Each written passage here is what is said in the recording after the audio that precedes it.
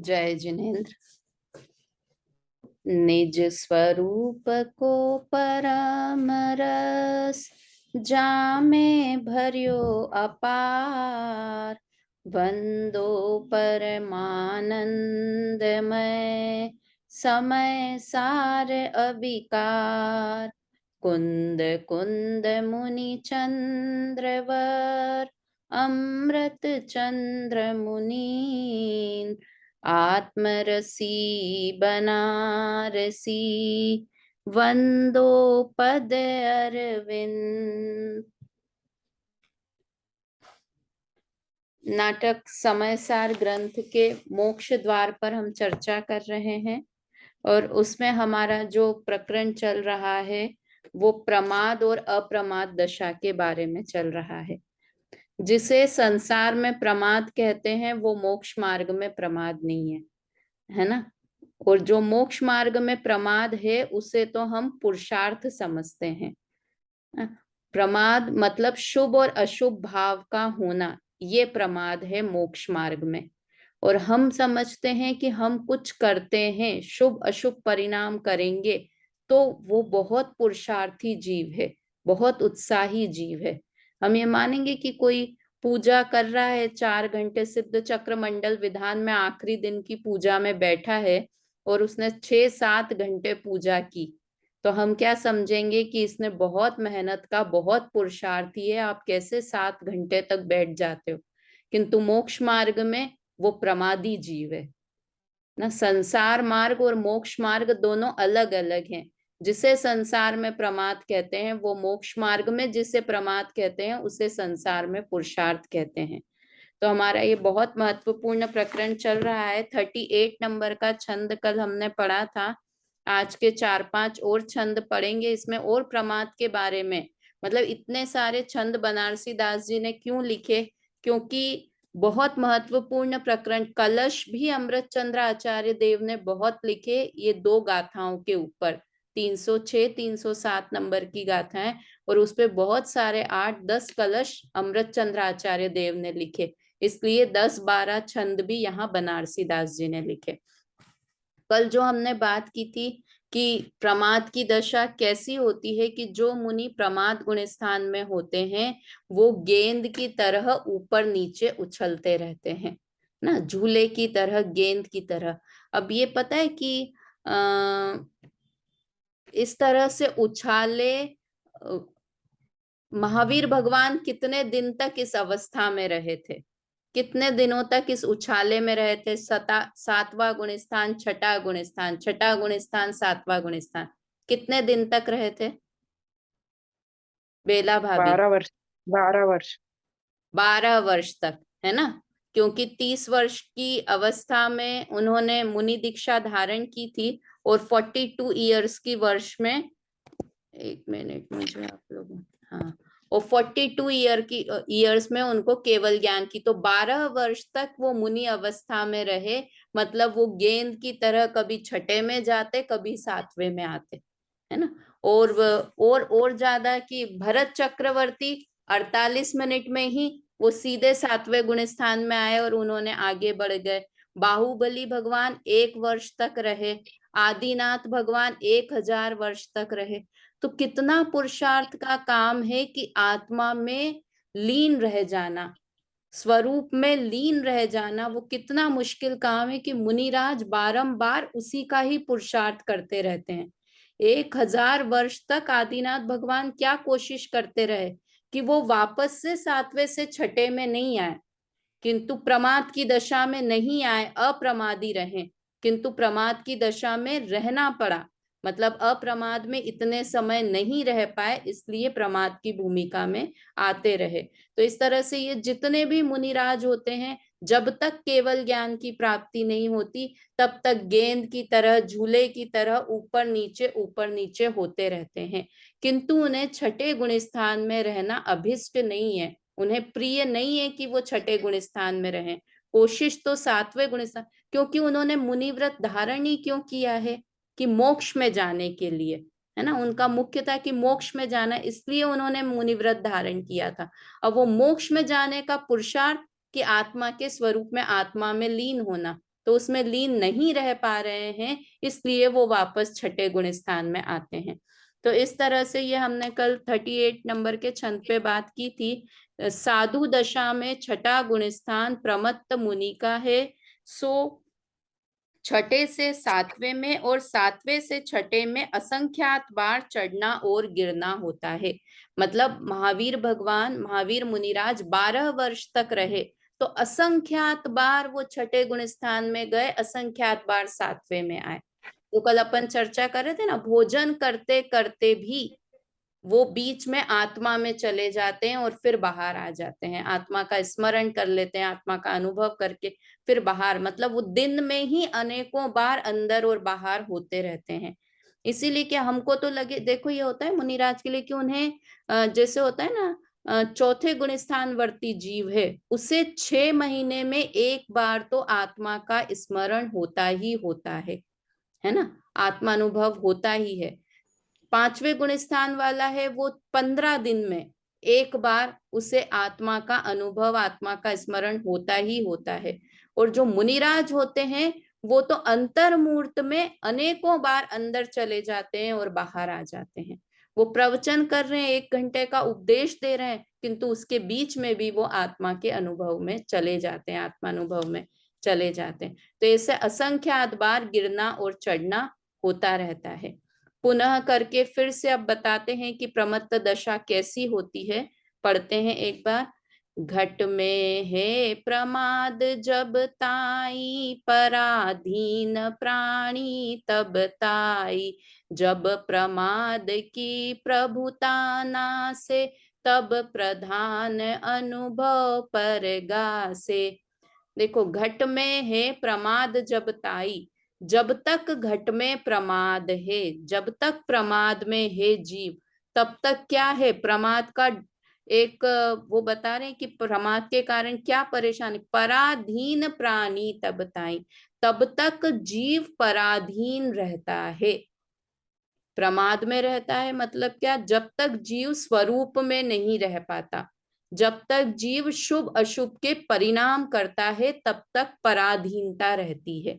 कैसे रहती है पराधीनता, कि शुभ का हमने कोई भी, हम शुभ और अशुभ परिणाम होते हैं, उसके लिए पर द्रव्य चाहिए ही चाहिए। अगर मुझे पूजा करनी है तो मुझे भगवान की पराधीनता है, भगवान होंगे तो मैं उनकी पूजा कर सकती हूँ, है ना। मुझे स्वाध्याय करना है तो मुझे शास्त्र की पराधीनता है, शास्त्र होगा तो मैं स्वाध्याय कर पाऊंगी, पराधीनता है। मुझे दान देना है तो मुझे सामने कोई व्यक्ति चाहिए जिसे मैं दान दे सकूं, पराधीनता है दान देने में। मेरी बहुत इच्छा है कि मैं धन दूं, किंतु मुझे कोई दिख ही नहीं रहा है कि मैं, मेरी बहुत मन है कि मैं आहार दूं, किंतु मुझे मुनिराज ही नहीं मिल रहे, तो मैं किसे आहार दूं। तो पराधीनता है, मुनिराज की पराधीनता है आहार देने में, है ना। ये 6 ही आवश्यक, उपवास करने में किसकी पराधीनता है, सुशीला आंटी, पराधीनता है उपवास करने में? शरीर की अनुकूलता। हाँ, सबसे बड़ी कि शरीर की पराधीनता है। शरीर साथ देगा तो हम उपवास कर सकते हैं, नहीं तो हम उपवास नहीं कर सकते, शरीर की पराधीनता है। देखो, आदिनाथ भगवान 1 वर्ष तक उपवास किया और महावीर भगवान ने 3 दिन का ही उपवास किया, है ना। तो 1 वर्ष का कर लेते महावीर भगवान, कर सकते थे 1 वर्ष का उपवास, भैया उनका शरीर ही साथ नहीं देता, 1 वर्ष तक शरीर ही साथ नहीं देता, क्योंकि वो तो चौथे काल के स्टार्टिंग में हुए, उस समय शरीर की शक्ति अलग तरह की होती है, और ये चौथे के अंत में हुए, तब तक शक्ति शरीर की क्षीण हो जाती है ना। तो हम अगर किसी को, हम तो इतना ज्यादा देखते हैं कि भगवान के सामने ढोक देनी है तो भी शरीर की पराधीनता है, घुटने हमारे साथ देंगे, कमर हमारी साथ देगी तो हम झुक के भगवान को प्रणाम कर सकते हैं, है ना। मतलब वो शरीर के अनुसार हम उपवास कर रहे हैं, और हम क्या सोचते हैं, मैंने उपवास किया, तुमने कुछ उपवास नहीं किया, तुम्हारा शरीर ने साथ दिया, इसलिए उपवास हो गया।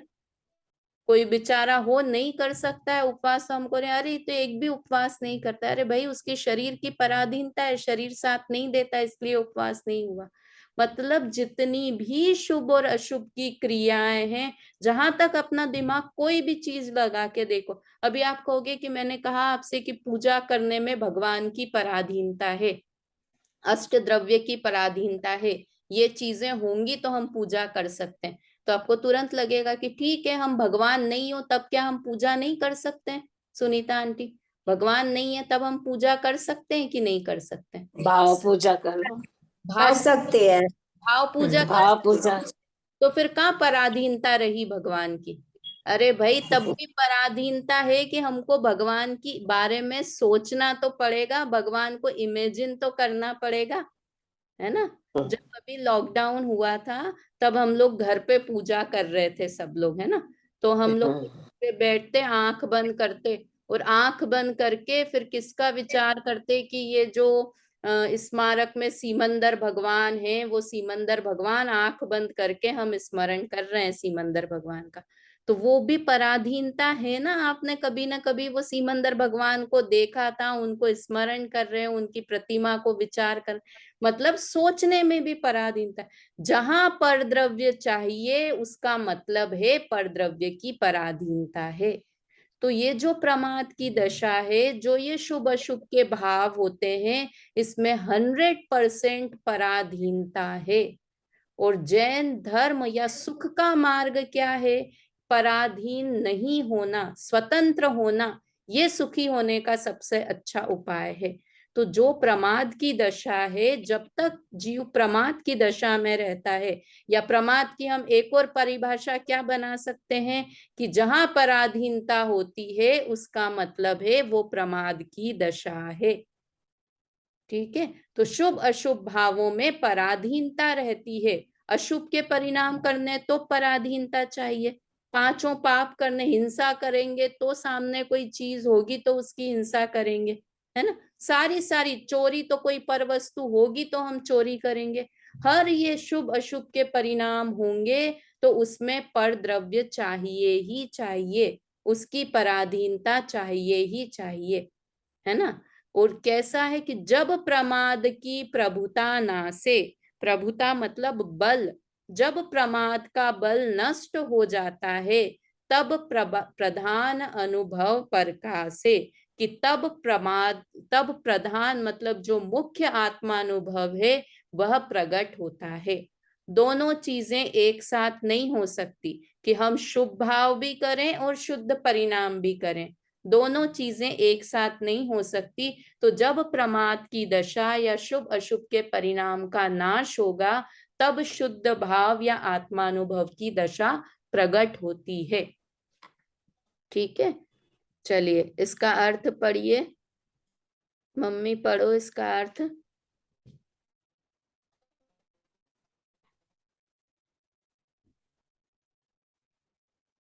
नहीं है, चलिए। जब तक हृदय में प्रमाद रहता है तब तक जीव पराधीन रहता है, और जब प्रमाद की शक्ति नष्ट हो जाती है तब शुद्ध अनुभव का उदय होता है। हाँ ठीक है, तो यहाँ पर अभी तक हमने 3 बातें इन छंदों में पढ़ी। प्रमाद किसे कहते हैं? आत्मा के अनुभव से शिथिल होना, उसका नाम प्रमाद है। शुभ अशुभ के परिणाम होना, उसका नाम प्रमाद है। और विकल्प पराधीनता का होना, उसका नाम प्रमाद है। और अभी पढ़ते हैं, और प्रमाद के बारे में बताएंगे। पढ़ते हैं 40 शुभ नंबर का दोहा। शुभ हाँ, परिणाम और शुभ भाव में क्या अंतर है? एक ही शुभ भाव और शुभ परिणाम तो एक ही बात है, एक ही बात है। शुभ परिणाम बोले या शुभ भाव बोले, एक ही बात है ना। चलिए 40 नंबर का दोहा। ता कारण जग पंथ उत शिव मारग जोर, परमादि जग को दुखे अपरमादि शिव होर। क्या कहा? इस कारण से, ता कारण जग पंथ इत, की जो ये ऊपर प्रमाद वाली बात बताई वो जगत का, संसार का कारण है। उत शिव मार्ग जोर, और जो दूसरी दशा बताई अप्रमाद की दशा है वो मोक्ष मार्ग का कारण है। वो मोक्ष मार्ग का कारण है और प्रमाद संसार मार्ग का कारण है। परमादि जग को धुके, जो प्रमादी जीव होता है वो जगत की ओर संसार की ओर झुकता है और अप्रमादी जीव मोक्ष की ओर दौड़ लगाता है। इससे इस छंद से एक और बात कि जो भी शुभ अशुभ के भाव हैं वो संसार का कारण है और जो प्रमाद रहित शुद्ध भाव है वो मोक्ष का कारण है। ठीक है, मैं 4 से मैं पूछूंगी क्लास के बाद, ध्यान से सुनना, सबसे एक एक क्वेश्चन पूछूंगी मैं। जितने पॉइंट बता रही हूँ अभी एक बार रिपीट करूं, कितने पॉइंट हो गए वापस से प्रमाद और अप्रमाद के लिए। स्वरूप में असावधानी होना उसका नाम प्रमाद है और स्वरूप में स्थिर होना उसका नाम अप्रमाद है। शुभ और अशुभ के भाव होना उसका नाम प्रमाद है और शुद्ध भाव का होना उसका नाम अप्रमाद है ना। तीसरा पॉइंट, शुभ और अशुभ के भाव में पराधीनता होती, प्रमाद के भाव में पराधीनता होती है और अप्रमाद के भाव में स्वतंत्रता होती है। प्रमाद का भाव संसार का कारण है और अप्रमाद का भाव मोक्ष का कारण है। ठीक है, 4 पॉइंट बता दिए। मैं पूछूंगी लास्ट में, जब तक ये नहीं बताएंगे इसके आगे नहीं बढ़ूंगी। ठीक है, 5वें अब और पढ़ते हैं अपन 41 नंबर का छंद। इसमें क्या बताते हैं, प्रमाद और कैसा है। जे परमा, अच्छा इसका अर्थ पढ़िए एक बार, पढ़िए सुनीता जी, अर्थ पढ़िए इसका। इसलिए परमाद संसार का कारण है और अनुभव मोक्ष का कारण है। परमादी जीव संसार की ओर देखते हैं और अप्रमादी जीव मोक्ष की तरफ देखते हैं। हाँ, देखते हैं मतलब वो संसार में बढ़ते हैं और वो अप्रमादी जीव मोक्ष मार्ग में आगे बढ़ते हैं। चलिए 41 नंबर का। जे परमादी आलसी जिनके विकल्प भूरि होई शिथिल अनुभव विषय तिनको शिव पथ दूरि। जो प्रमादी हैं, आलसी हैं, आलसी शब्द तो ऐसा किसी को बोल दो आप आलसी हो तो ऐसा लगता है अरे कहाँ आलसी हूं मैं, इतनी जल्दी उठ जाती हूँ। और यहाँ पर कह रहे हैं कि जितने भी शुभ अशुभ के परिणाम करने वाले लोग हैं वो सब आलसी हैं, है ना। वो मैंने शायद पहले ही बताया होगा कि मैं छोटी थी तब जो विद्वान घर पर आते थे ना तो एक ऑटोग्राफ बुक बना रखी थी, उसके ऊपर सबके ऑटोग्राफ लेती थी कि जो बहुत सारे विद्वान हमारे उज्जैन में आते थे तो घर पे ही रुकते थे। तो मैं जब भी कोई विद्वान आता तो उनसे कि आप ऑटोग्राफ दो और कुछ मेरे बारे में या कुछ अच्छा सदवाक्य लिखो। तो अभिनंदन जी भाई साहब आए थे तो उन्होंने ऐसे लिखा था मेरी डायरी में, सब कुछ बन पर आलसी मत बन।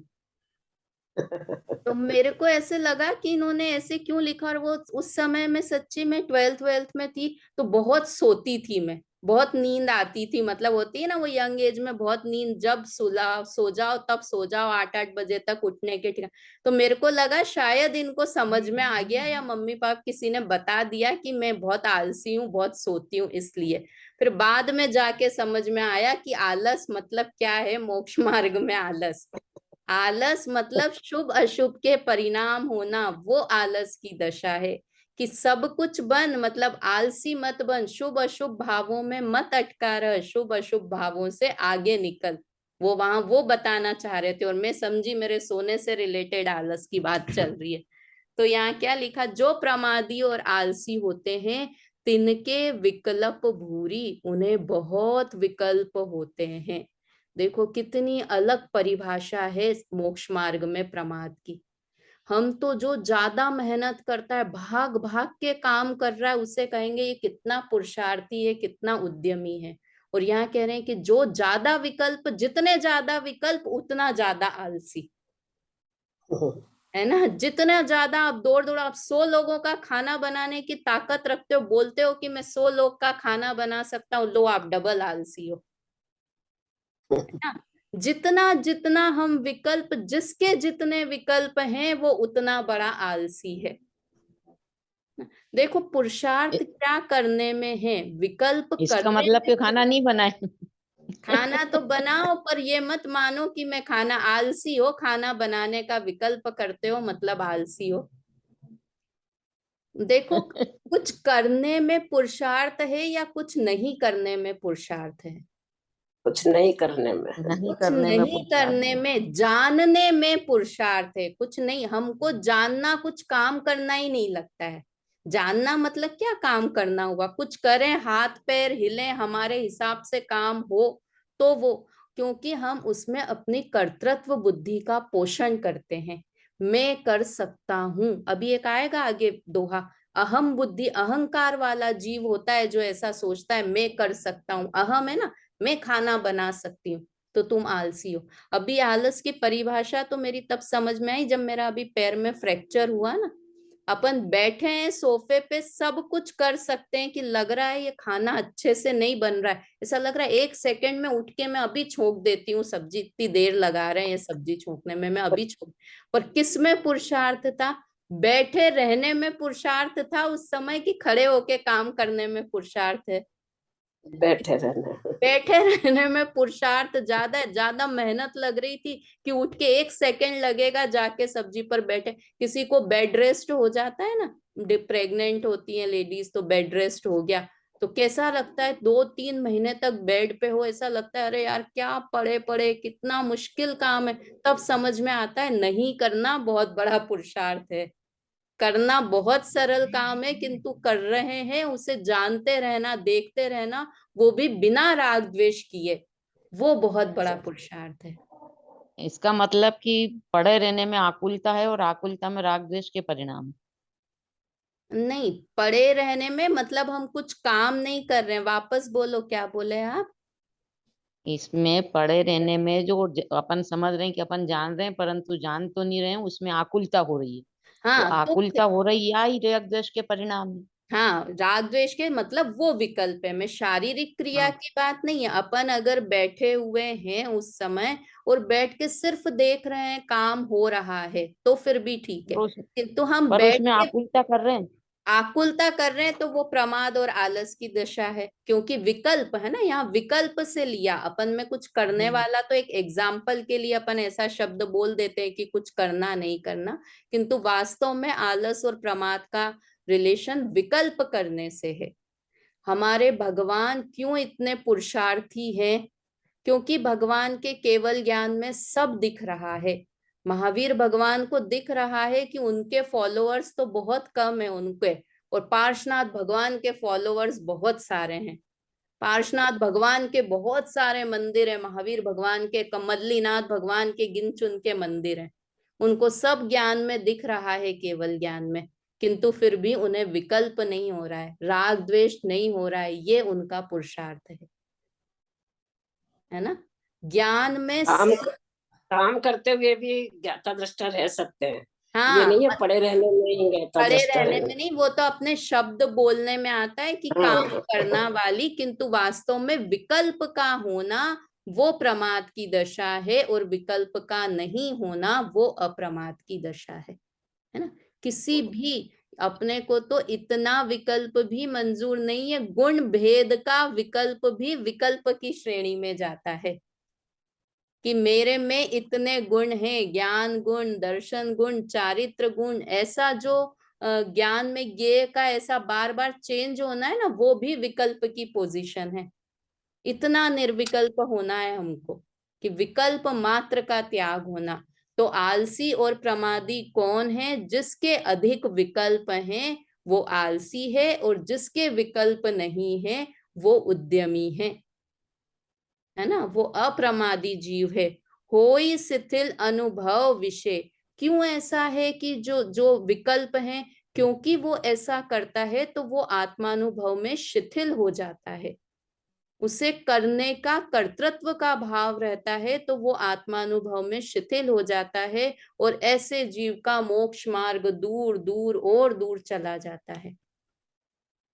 कल भी बताया था ना कि हम और ज्यादा शुभ भाव कर रहे हैं, तो हम समझ रहे हैं हमारे मोक्ष मार्ग नजदीक आ रहा है, किंतु और करने से हमारा मोक्ष मार्ग और दूर जा रहा है। करने के साथ मान्यता में कि मैं कर सकता हूं, ये विकल्प मोक्ष मार्ग को दूर करता है। मैं परद्रव्य का कुछ कर सकता हूँ, परद्रव्य में राग द्वेष मोह के परिणाम का करता हूँ, इन परिणामों का भोगता हूँ, ये जो विकल्प हैं ये मोक्ष मार्ग को दूर कर देते हैं, है ना। चलिए पढ़िए इसका बेला भाभी अर्थ पढ़िए। जो जीव प्रमादी और आलसी हैं, जिनके चित्त में अनेक विकल्प होते हैं और जो आत्मा अनुभव में शिथिल है, उनसे स्वरूपाचरण दूर ही रहता है। हाँ, मोक्ष मार्ग स्वरूपाचरण चारित्र उनसे दूर ही रहता है। चलिए आगे 42 नंबर का छंद।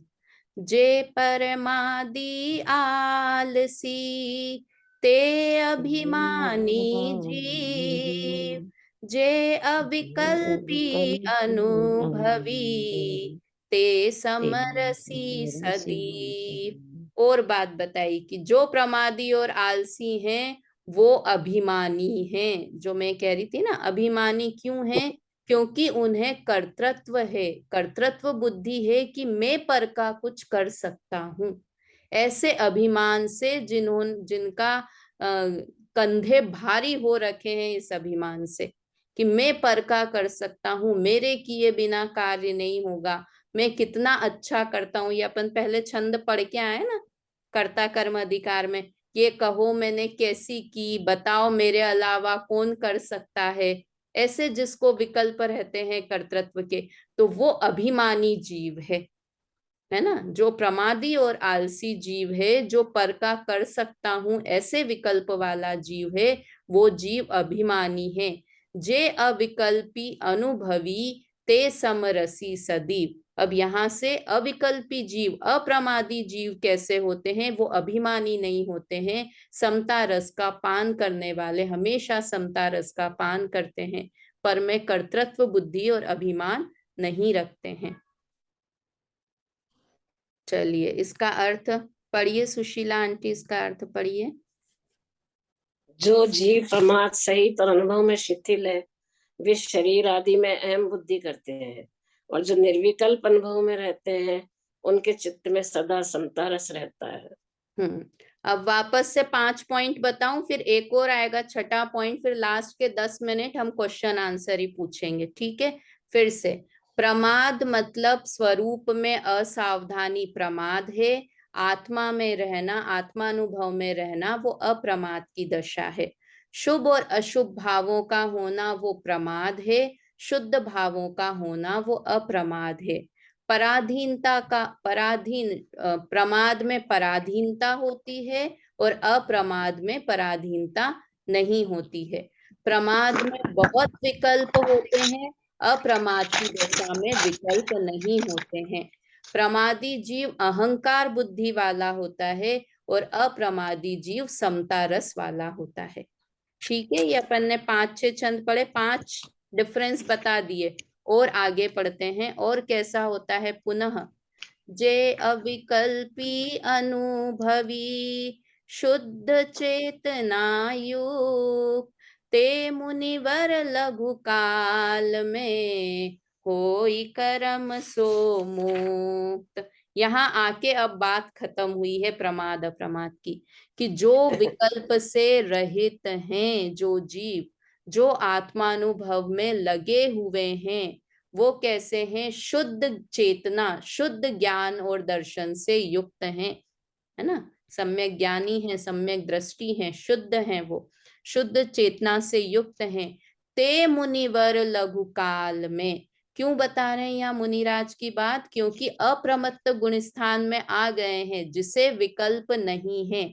वो जीव अब अप्रमत्त गुण स्थान में आ गए हैं, और अप्रमत्त गुण स्थान में मतलब 7वें गुण स्थान का भी जो दूसरा पार्ट बताया था ना, सातिशय अप्रमत्त में आ गए हैं, मतलब अब वो श्रेणी चढ़ने लगे हैं। 8वां गुण स्थान है वो श्रेणी का पहला गुण स्थान है ना। 8वां गुण स्थान है, वहां से श्रेणी चढ़ना प्रारंभ होते हैं, और 7वें गुण स्थान में श्रेणी की तैयारी होती है।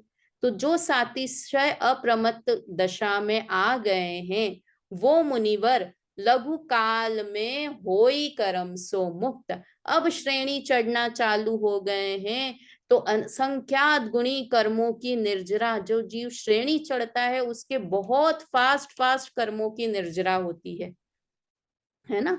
वो आते हैं ना, वो एक इसमें भी छह डाला में भी छंद है कि वो कौन सा वाला है ना, वो दोहा कौन सा है? क्या ज्ञान बिन कर्म झरे थे, ज्ञानी के त्रिगुप्ति ज्ञानी के चित्त में त्रिगुप्ति ते कर्म टले थे। हाँ, सहज टरे थे, है ना, ज्ञानी। हाँ, ज्ञानी कोटि जन्म तप तपे तपे ज्ञान, हाँ, कोटि जन्म तप तपे ज्ञान बिन कर्म झरे, ज्ञानी के ये त्रिगुप्ति माहि ते सहज टरे थे। ये तो ज्ञानी की बात बताई, यहाँ तो मुनिराज की बात कह रहे हैं कि जो मुनिराज श्रेणी पर चढ़ते हैं उन्हें कर्म की निर्जरा होती है, और कर्म मतलब कर्म की निर्जरा होते होते एक दशा ऐसी आती है कि वो कर्मों से मुक्त हो जाते हैं। तो आलस नहीं होने के, विकल्प नहीं करने के कितने बड़े फायदे हैं कि अगर अविकल्पी हो गए तो कर्मों से मुक्त हो जाओगे, है ना। पहली लाइन और आखिरी पढ़ो, जे अविकल्पी अनुभवी होई कर्म सो मुक्त। ये पहला आधा लाइन और आखिरी आधी लाइन पढ़ लो कि जो अविकल्पी हैं, अनुभवी हैं, होई कर लघु काल में होई कर्म सो मुक्त, वो थोड़े ही समय में कर्मों से मुक्त हो जाते हैं। हमारा ध्येय क्या है जीवन का? कर्मों से मुक्त होना। तो अगर हम अविकल्पी हो जाएंगे, विकल्प से रहित हो जाएंगे, या फिर कहें आत्मा का अनुभव करेंगे, तो लघु काल में ही कर्मों से मुक्त हो जाएंगे। ठीक है, इस तरह से यहाँ पर ये प्रकरण खत्म हुआ। ज्योति जी पढ़िए इसका अर्थ। जो मुनिराज विकल्प रहित हैं, अनुभव और शुद्ध ज्ञान दर्शन सहित हैं, वे थोड़े ही समय में कर्म रहित होते हैं, अर्थात मोक्ष प्राप्त करते हैं। हाँ, मोक्ष मतलब विकल्प से रहित होना ही मोक्ष होने का एकमात्र उपाय है ना। ये नास्ति से कथन है, और अस्ति से क्या है? आत्मानुभव का होना, वो मोक्ष प्राप्ति का उपाय है। ठीक है, ये यहाँ प्रकरण हुआ। आप में से किसी को कुछ प्रश्न है तो पूछ ले, नहीं तो फिर मैं प्रश्न पूछती हूँ। लास्ट पॉइंट क्या था वो? हाँ, एक बार पूरे 6 ही पॉइंट, सारे पॉइंट एक बार बोलती हूँ, फिर एक एक सब लोग एक एक पॉइंट बताना। आज बहुत अच्छी क्लास थी। चलिए, वो स्वरूप इससे में, पहले वाला क्षण था, वो तो प्रमादी का मतलब समझ आया। हाँ, नहीं सही बात है। हम किसको प्रमाद समझते हैं? हमको कुछ करना वो लगता है उद्यम, जबकि कुछ नहीं करना, विकल्प भी नहीं करना, उसका नाम है प्रमाद रहित होना। विकल्प मात्र नहीं करना, है ना। चलिए एक बार बोलते हैं, स्वरूप में असावधानी वो प्रमाद है, और आत्मानुभव का होना वो अप्रमाद है। दूसरा पॉइंट, शुभ और अशुभ भाव का होना वो प्रमाद है, शुद्ध भाव का होना वो अप्रमाद है। पराधीनता होना वो प्रमाद है, और स्वतंत्र होना वो अप्रमाद है। प्रमाद संसार का कारण है, अप्रमाद भाव मोक्ष का कारण है ना। प्रमाद में विकल्प होते हैं, अप्रमाद की दशा विकल्प से रहित होती है। ठीक है, 5 पॉइंट हो गए, और ये हो ही गया। प्रमाद में अहम बुद्धि होती है। हाँ, प्रमाद, वेरी गुड। हाँ, प्रमाद में अहम बुद्धि होती है, और अप्रमादी जीव को समता भाव होता है। समता भाव, ठीक है। ये 5-6 छंद थे, उसका ये सार हुआ। चलिए अब बताइए, बेला भाभी एक पॉइंट बताओ प्रमाद और अप्रमाद के बारे में। प्रमाद में असावधानी है और अप्रमाद में आत्मा के प्रति सावधानी भाव। हाँ, अप्रमाद मतलब असावधानी, यानी स्वरूप में असावधानी है, आत्मा में असावधानी है। Very good. सुशीला आंटी बताइए। प्रमाद में विकल्प है और अप्रमाद में निर्विकल्प है। हाँ, वेरी गुड। ये बहुत इंपॉर्टेंट है कि प्रमाद यानी विकल्पों का होना वो प्रमाद की दशा है। जितने विकल्प हैं उतने हम प्रमादी हैं, है ना। सुनीता आंटी बताइए। आवाज म्यूट, अनम्यूट करो आप, अनम्यूट नहीं है। शुभ और अशुभ भावों का होना प्रमाद है और शुद्ध भावों का होना अप्रमाद है। वेरी गुड, ये भी मतलब बहुत इंपॉर्टेंट है प्रमाद। और इस परिभाषा के हिसाब से हम मुनिराज छठे गुण स्थान वाले को भी प्रमादी कहते हैं कि उन्हें शुभ भाव हो रहे हैं, तो वो प्रमत्त विरत जो नाम ही है वो इसलिए है कि शुभ भाव होते हैं, इसलिए वो छठे गुण स्थान का नाम प्रमाद वाला गुण स्थान है। मम्मी बोलो। स्वरूप में असावधानी होना ये वो तो हो गया, प्रमाद ये है। तो हो गया, ये हो ये गया। हो गया, स्वरूप में राग द्वेष का होना वो वो भी राग हो द्वेष गया, का वो होना भी हो गया, शुभ वो अशुभ भी भाव हो हो गया। गया। दूसरा बोलो, बहुत सारे पॉइंट बताएं। शुद्ध भाव अप्रमद दशा है। हो गया ये भी। फिर अब कौन सा रह गया? अविकल्पी होना वो अनुभव, अविकल्पी होना वो हाँ प्रमाद में, हाँ प्रमाद में अविकल्पी होना पराधीनता वो है, हाँ प्रमाद में अविकल्पी होना वो पराधीनता है और प्रमाद है। अप्रमत्त में हाँ। प्रमाद में अब विकल्प रहता है, विकल्प का और होना वो अप्रमाद प्रमाद है, और निर्विकल्प का होना विकल्प वो होना वो अप्रमाद है। अप्रमाद है। हाँ। ज्योति जी बताइए, एक बहुत इंपॉर्टेंट रह गया है। हाँ, दो रह गए हैं। हाँ। हम्म, प्रमाद में अहम बुद्धि है, अप्रमाद में समता है, वेरी गुड। और प्रमाद मतलब संसार है, वेरी। अप्रमाद मतलब मोक्ष है। हाँ, मैंने प्रमाद सॉरी या लिख लिए स्वतंत्र। थे, हाँ नहीं, अच्छा प्रमाद में देख के बोले। एक रह गया, प्रमाद में पराधीनता है और अप्रमाद में स्वतंत्रता। स्वतंत्रता हाँ है। ये हाँ। प्रमाद में पराधीनता है, कोई ना कोई चाहिए, हमें आलंबन चाहिए, तभी प्रमाद हम्म, भाव होगा। और अप्रमाद में स्वतंत्रता है, आत्मा का अनुभव करना है तो किसी की आवश्यकता नहीं है। हमेशा ये तो ये बात कि अब भी आत्मा का अनुभव करना है तो एज इट इज बैठे बैठे मैं आत्मा का अनुभव कर सकती हूँ ना। किसी की जरूरत नहीं है मुझे, कोई किसी की जरूरत नहीं है। मतलब कितना स्वतंत्र मार्ग है खुशी होने का, सुखी होने का, मोक्ष होने का। किसी की चीज की पराधीनता नहीं है, यही एकमात्र सुखी होने का उपाय है। ठीक है। तो परमाद में अहंकार है और अप्रमाद में समरसी भाव है। समरसी भाव है, क्योंकि किसी को करने का विकल्प है तो उसको अहम का है, मैं कर सकता हूँ ये विकल्प, मैं घर परिवार चला सकता हूँ, मैं देश का भला, मैं क्लास ले सकती हूँ, मैं क्लास सुन सकती हूँ, मैं घर परिवार में पैसा कमा सकती हूँ, कितनी सारी चीजें मैं कर सकती हूँ। जबकि हम कर कुछ नहीं सकते, सिर्फ जान सकते हैं। सब चीजें अपने पूर्व कर्म के उदय के अनुसार होती है और हम सब चीजों को जान सकते हैं, किंतु हम मानते हैं कि मैं सब चीजें कर सकती हूँ। यही हमारी भूल है और यही प्रमाद दशा है। चलिए, अब कल से एक नया प्रकरण यहाँ से फिर शुरू होगा। वास्तव में कल थोड़ा सा एक अपन 10-15 मिनट पहले जो अमृत कुंभ और विष कुंभ की बात समय सार में है उसको थोड़ी सी चर्चा करेंगे। उसमें प्रतिक्रमण आदि को विष कुंभ कहा है और अप्रतिक्रमण आदि को अमृत कुंभ कहा है। और ये 43 के आगे समय सार खत्म हो गया, मतलब यहाँ पर मोक्ष द्वार, समय सार नहीं, मोक्ष द्वार यहाँ पर खत्म हो गया है। किंतु ये जो आगे के छंद हैं ये बनारसी दास जी ने अपनी तरफ से सम्यक दृष्टि जीव की महिमा बताने के लिए ये आगे के छंद लिखे हैं। तो कल हम थोड़ी सी समय सार ग्रंथ की चर्चा करेंगे, उसके बाद फिर ये बनारसी दास जी के छंद पढ़ेंगे। अभी जिनवाणी स्तुति करते हैं। बहुत कम बार जिनवाणी स्तुति हो पाती है हमारी, हमेशा क्लास बीच में खत्म हो जाती है।